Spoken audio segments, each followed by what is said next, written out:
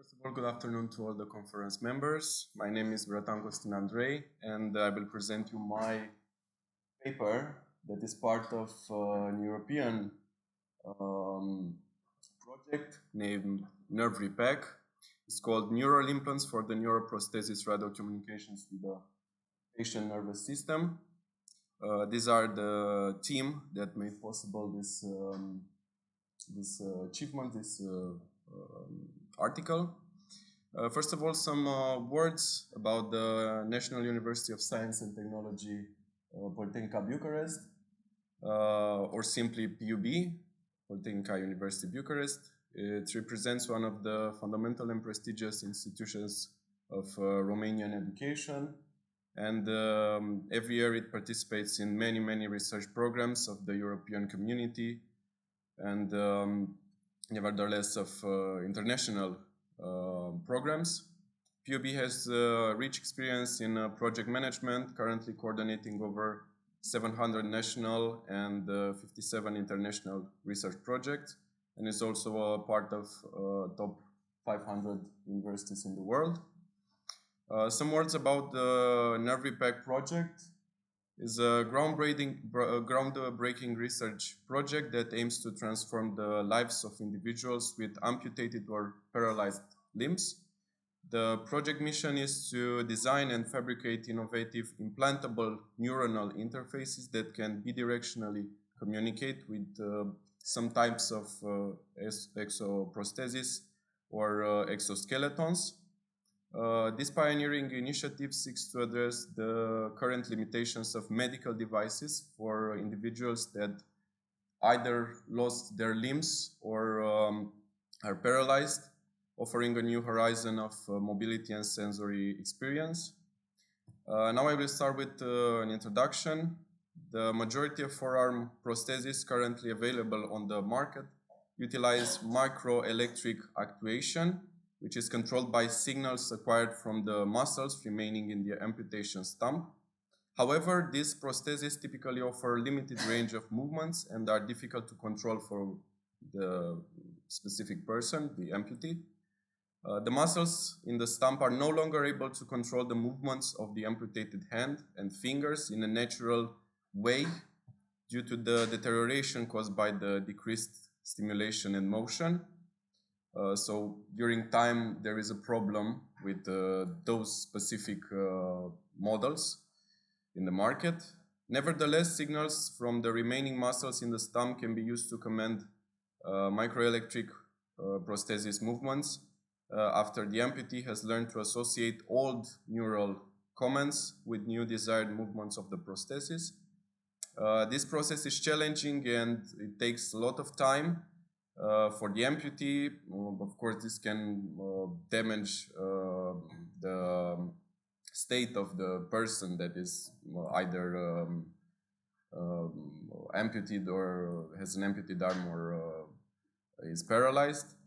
In contrast, neuroprosthesis offer the advantage of being able to be controlled by nerve signals, so natural brain signals, as the signals corresponding to these commands can be acquired from the existing nerves in the amputee stump, replacing the pre-amputation ability to command the prosthesis.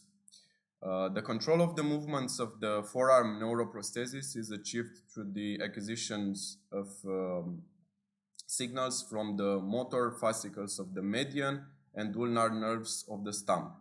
Specifically, the motor fascicles of the median nerve are responsible for controlling the movements of fingers 1, 2, and 3. So these are the thumb, the index finger, and the middle finger, while those of the ulnar nerves are responsible for the movements of the last two, the ring finger and the little finger. Following amputation, the motor fascicles of the median nerve remain in the stump and transmit neural signal for the movements of those first three fingers, while, as I said, the ulnar nerves transmit the signals for the last two. The neural implants are capable of detecting and acquiring these signals from the stumps nerve and using them to command the individual movements of the neuroprosthesis. The implants also enable the separation of recorded signals from the aforementioned motor fascicles of the median and ulnar nerves, thereby facilitating the amputee's recovery of many movement skills in a natural manner. So, because the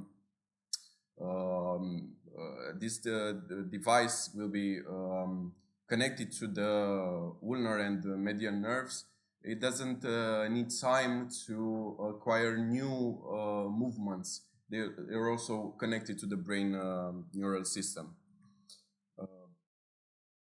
So this is the design and the fabrication of the implant. The plug electrodes presented in this article were designed and fabricated especially for patients with forearm amputation, with the aim of enabling them to control the neuroprosthesis. The novelty of these electrodes lies in the fact that they contain needles that will be inserted into the cross-section of the motor fascicles, like in this picture that I will explain later. The needles inserted into the motoric fascicles of the median and ulnar nerves will detect and acquire neural signals directly from the brain, which will be used to command the movement of the neuroprosthesis fingers. Signals acquired from the motoric fascicles of the median nerve will be used to control those fingers that I've already told. Some words about these needles. These are gold type needles fabricated in the our city in Bucharest in the microtechnology center, research center from our country. They have a diameter of 13 micrometers and a rod that is 10 millimeters in length and 100 micrometers in diameter on the upper side. They are made of stainless steel and a protective layer of titanium and gold. The needles will be inserted completely into the nerve fascicles, which eliminates the process of self-protection by cells. This was a bit of a hard limitation that we've talked in our team, because the cells had need to protect the body, so this is why the needles need to be inserted directly, all of them, to the fascicles in order to create this balance between the cells of the body. This also reduces the ability of the nerve to transmit signals. It would have reduced that, so this is why it needs to be inserted, all of the needles. They are connected to the implantable electronic module via conductors covered with biocompatible plastic materials. These are the needles, 3 as we see here for the median nerve and 2 for the ulnar nerve for each fingers. This is a support for securing the needles. Also, these are some wires that are covered with a biocompatible material to connect the support of the needles with the actual needles. And these are as I said, the motor neural fascicles and the ulnar walls. The insertion of the plug electrodes will occur currently with the implantation of an electronic module. This is a scheme with all the modules that some of them we developed and some of them is ongoing for developing. All of these systems are connected to transmit the signals obtained from the neural fascicles to the actual neuroprosthesis. This electronic module has been previously described in our other studies. We had a smaller project before this one, also only for the neuroprosthesis, and we described it there. And it comprises of front end circuit. This is the one. that amplifies the motor nerve's pulse signal, which typically has an amplitude of some millivolts, not more of that. Additionally, the module includes a controller, a microcontroller, Bluetooth communication modules from the device to the prosthesis, and an inductive power supply module. So the supply is incorporated in the system. These are the tests and results. The usage of plug electrodes was examined in a single animal experiment. So it was one surgery that we did, which involved 2 domestic pigs, weightly around 50 kilograms each. All procedures were authorized by the Ethics Committee of the Faculty of Veterinary Medicine in Bucharest, and the methodology employed in the animal experiments had guidelines established in the public health service policy on the human care and use of laboratory animals. So all the bureaucracy was made. The European Parliament and the Council were all informed about that, and we got all the signatures for the surgeries. These are some pictures from our surgery lab, that the insertion of the electrodes to the nerve. So this is a this will be the needles that were inserted to the nerve, the pig's nerve. Neurosignals were collected from the 2 pigs for 25 days following the surgery. The acquired signals are similar to the standard signals reported in scientific literature. So this is the range that we caught from the part of, I believe, 20 milliseconds. These are some negatives values for the signals that we caught because of the bidirectional system, because also the brain was inducing some currents. So this is why the negatives of values for the signals. At the end of this period, the electrodes and electronic modules were removed from the pigs, and they recovered this. It was no damage to the animals done.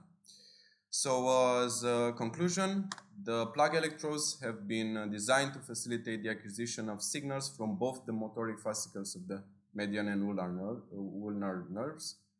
These electrodes are specifically intended for individuals who have undergone forearm amputation, as the median and ulnar nerves from the amputation stump have already been severed during the surgical procedure. So it won't work if a cut will be done directly to the limb. Animal experiments have demonstrated the feasibility of implanting these electrodes also in patients with the forearm amputation. This project will last 2 or 3 years more, and at the end of the project we have a young man from Norway, I believe, that undergone a motorcycle accident, and he lost his arm, and he offered to take part of our project at the end of it to make the surgery after we have all the modules connected and to be safe.